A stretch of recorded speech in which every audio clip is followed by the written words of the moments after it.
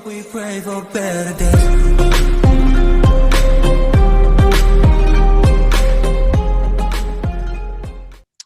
Baiklah, Assalamualaikum warahmatullahi wabarakatuh. Perkenalkan, kami di sini dari kelompok 7 yang beranggotakan saya sendiri, Anissa Nurda Haura, kemudian ada Ajeng Febilianti dan juga Dan Octavia. Jadi di pertemuan kali ini kami akan membahas yaitu salah satu topik mengenai farmakoekonomi, yaitu Cost Effectiveness Analysis atau CEA. Yang pertama, kita akan membahas mengenai pengertiannya terlebih dahulu. Definisi Cost Effectiveness Analysis atau CEA menurut beberapa ahli. Analisis efektivitas biaya atau Cost Effectiveness Analysis atau CEA merupakan suatu langkah yang digunakan untuk menilai perbandingan manfaat kesehatan dan juga sumber daya yang biasa digunakan dalam program pelayanan kesehatan. Dan pembuat kebijakan dapat memilih di antara alternatif yang ada. CEA membandingkan program atau alternatif intervensi dengan efikasi atau keamanan yang berbeda.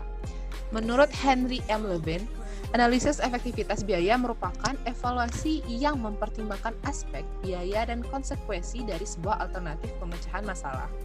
Lalu menurut Diana B. Petty, analisis efektivitas biaya adalah model yang digunakan untuk menilai alternatif keputusan yang paling tepat, yang menggunakan cara membandingkan alternatif tersebut dalam hubungan dengan keuangan yang harus dikorbankan. Kemudian yang terakhir dari Shepard tahun 1979, dalam First Principle of Cost Effectiveness Analysis in Health, CEA adalah metode yang digunakan untuk program yang dapat menyelesaikan tujuan tertentu dengan biaya minimum. Jadi, Cost Effectiveness Analysis ini merupakan suatu analisis yang digunakan untuk menimbang suatu program kesehatan di mana menggunakan biaya yang paling minimum itulah yang akan diambil. Ciri pokok dari CEA menurut Azwar tahun 1989. Pertama, bermanfaat untuk mengambil keputusan. Kedua, berlaku jika tersedia 2 atau lebih program. Kemudian mengutamakan unsur input atau masukan dan juga unsur output atau keluaran. CEA terdiri dari 3 proses, yaitu yang pertama ada analisis biaya dari setiap alternatif atau program. Kemudian ada analisis efektivitas dari tiap alternatif atau program. Kemudian yang terakhir ada analisis hubungan atau rasio antara biaya dan juga efektivitas alternatif program. Sekian bagian dari saya, selanjutnya saya akan melanjutkan dengan Ajeng Febilianti. Baiklah, saya akan melanjutkan PPT untuk menjelaskan apa itu CEA. Nah, di sini untuk melaksanakan CEA harus ada satu atau beberapa kondisi di bawah ini. Yang pertama yaitu ada satu tujuan intervensi yang tidak ambigu sehingga ada ukuran yang jelas di mana efektivitas dapat diukur. Contohnya, 2 jenis terapi bisa dibandingkan dalam hal biayanya per year of life yang diperoleh atau katakanlah 2 prosedur screening dapat dibandingkan dari segi biaya per kasus yang ditemukan. Yang kedua yaitu ada banyak tujuan, tetapi intervensi alternatif diperkirakan memberikan hasil yang sama. Contohnya yaitu 2 intervensi bedah memberikan hasil yang sama dalam hal komplikasi dan kekambuhan. Selanjutnya, ada 2 macam analisis efektivitas biaya, yaitu analisis jangka pendek merupakan analisis yang dilakukan untuk jangka waktu kurang dari 1 tahun. Analisis jangka pendek ini merupakan analisis yang paling banyak dan sering dilakukan. Dalam analisis jangka pendek ini, biaya satuan atau unit cost dihitung dari biaya depresiasi. Ada analisis jangka panjang yang merupakan analisis untuk jangka waktu lebih dari 1 tahun.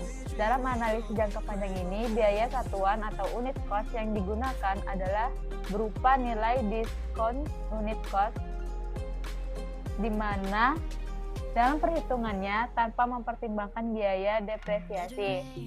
Selanjutnya, alasan kenapa menggunakan cost effectiveness analysis. Keuntungannya dalam bidang kesehatan itu yang pertama, sulit mengukur benefit tingkat kesembuhan, hilangnya produktivitas akibat sakit atau cacat dan lain-lainnya. Yang kedua yaitu ada program kesehatan yang bersifat lintas sektoral, sulit menentukan dampak suatu program tertentu. Yang ketiga yaitu program terpadu, sulit menentukan keluaran program yang murni. Selanjutnya ada cost bidang kesehatan, yaitu yang pertama ada program terpadu dan lintas sektoral akan menyulitkan menilai sarana, peralatan maupun personel yang benar-benar digunakan untuk program tersebut. Yang kedua yaitu ada pendaya gunaan peran serta masyarakat akan menyulitkan menentukan biaya operasional. Yang ketiga yaitu ada bantuan lokal, regional, nasional, dan juga internasional. Baiklah, selanjutnya akan dilanjutkan oleh Saudari Dian Octavia. Dipersilakan. Baiklah, di sini saya Dian Octavia akan melanjutkan dari Ajeng Febilianti. Yang pertama itu kelebihan cost effectiveness analysis. Yang pertama yaitu mengatasi kekurangan dalam cost benefit analysis saat benefit sulit ditransformasikan dalam bentuk uang. 2. Hemat waktu dan sumber daya intensif. 3. Lebih mudah untuk memahami perhitungan unsur biaya dan CEA, lebih sederhana hingga lebih mudah untuk dipahami. Yang keempat, cocok untuk pengambilan keputusan dalam pemilihan program. CEA merupakan cara memilih program yang terbaik bila beberapa program yang berbeda dengan tujuan yang sama tersedia untuk dipilih. 5. Membantu penentuan prioritas dari sumber daya. Kelemahan cost effectiveness analysis yaitu yang pertama, alternatif tidak dapat dibandingkan dengan tepat. Kedua, CA terkadang terlalu disederhanakan. Yang ketiga, belum adanya pembobotan terhadap tujuan dari sistem setiap program. Yang keempat, cost effectiveness analysis terkadang terlalu disederhanakan. Selanjutnya yaitu tahapan penghitungan cost effectiveness analysis. Tahapan dalam menghitung cost effectiveness analysis atau CEA yaitu sebagai berikut. Yang pertama, mengidentifikasi unsur biaya dari alternatif program yang ada. Yang kedua, menghitung total cost atau present value cost dengan rumus persen value cost sama dengan CT per 1 tambah N pangkat T, atau present value cost sama dengan CT kali CT per 1 tambah N pangkat T, di mana CT per 1 tambah N pangkat T merupakan nilai discount faktor. Menghitung objektif atau output yang berhasil. Menghitung cost effectiveness ratio atau CER. CER sama dengan total cost atau percent value cost per sigma objektif. Yang selanjutnya membandingkan CER dari masing-masing alternatif program. Yang selanjutnya memilih CER yang terkecil dari program yang direkomendasikan. Sekian presentasi dari kami. Saya ucapkan terima kasih. Baiklah, itu tadi materi mengenai cost effectiveness analysis dari kelompok kami. Sekian dari materi kami. Wassalamualaikum warahmatullahi wabarakatuh.